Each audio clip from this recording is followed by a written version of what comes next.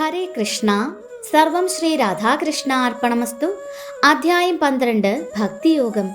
ശ്ലോകം 18. സമഃ ശത്രൗ ച മിത്രേ ച തഥാ മാനാപമാനയോഃ ശീതോഷ്ണസുഖദുഃഖേഷു സമഃ സംഗവിവർജിതഃ. ശ്ലോകം 19. തുല്യനിന്ദാസ്തുതിർമൗനീ സന്തുഷ്ടോ യേന കേനചിത് അനികേതസ്ഥിരമതിർ ഭക്തിമാൻ മേ പ്രിയോ നരഃ. വിവർത്തനം.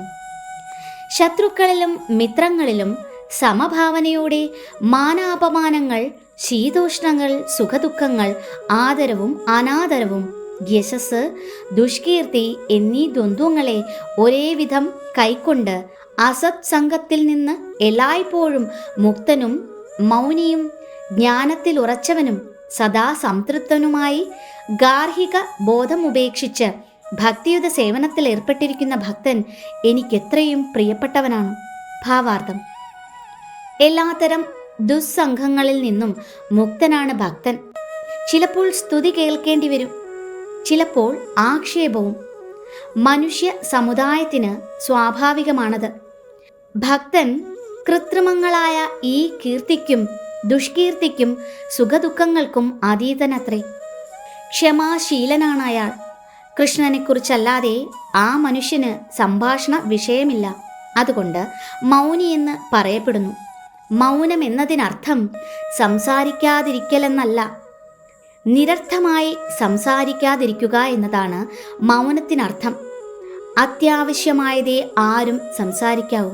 ഭക്തന് ഏറ്റവും ആവശ്യമായത് ഭഗവാന് വേണ്ടിയുള്ള സംഭാഷണമാണു താനും.